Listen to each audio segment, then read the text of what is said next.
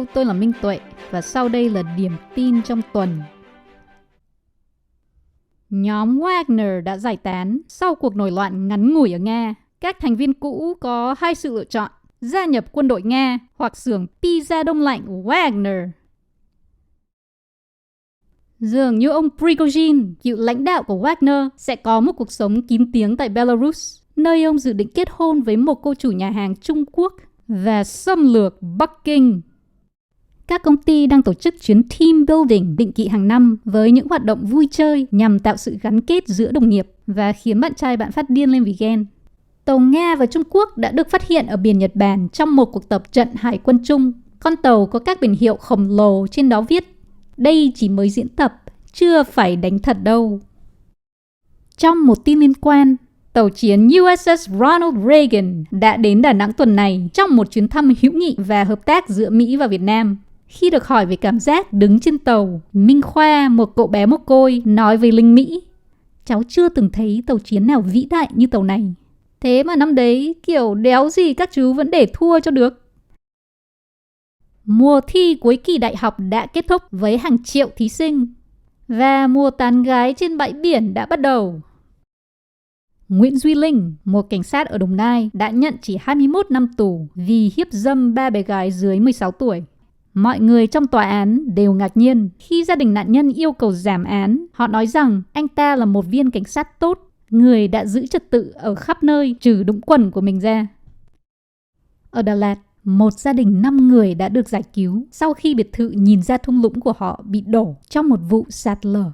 Một người hàng xóm đã nói rằng cô ấy không còn ghen tị nữa với việc gia đình này sống trong căn biệt thự nhìn ra thung lũng. Một bộ phim tài liệu về đội tuyển nữ Việt Nam đang trong quá trình sản xuất.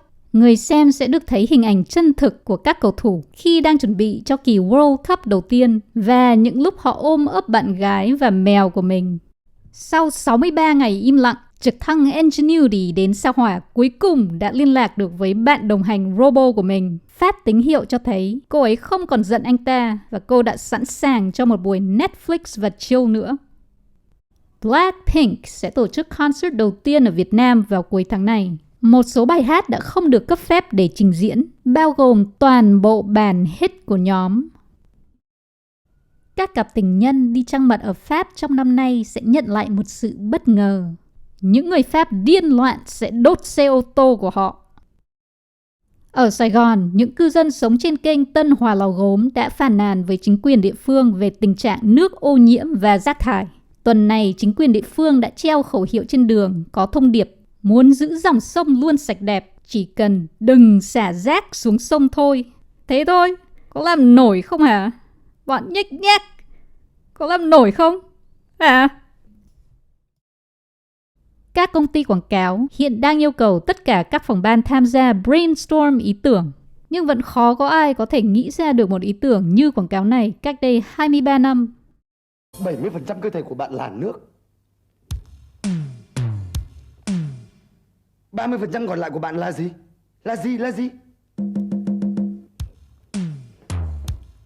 Là thịt. Xin giới thiệu sản phẩm đồ hộp thịt sư tử cái Hà Đông hầm cà với hàm lượng protein đạt tiêu chuẩn vệ sinh an toàn thực phẩm, đã được cấp chứng nhận ISO 10003, một bước tiến mới trong công nghệ chế biến đồ ăn. Một người đàn ông gốc Hà Nội đã bị xà banh dài 1 mét đâm xuyên cổ. Sau phẫu thuật, bác sĩ cho biết anh ta có thể ăn uống như bình thường. Điều này một lần nữa chứng minh lý thuyết của tôi rằng các bô lão Hà Nội khỏe hơn vâm. Và đây là tin cuối cùng. Ở Hà Nội tuần này, một quán bánh mì chảnh nổi tiếng đã tìm ra cách mới để thu hút khách hàng mà không cần chửi khách nữa: đấm thẳng vào mặt họ. Đến đây là hết rồi. Chúc mọi người ngủ ngon để mai dậy sớm.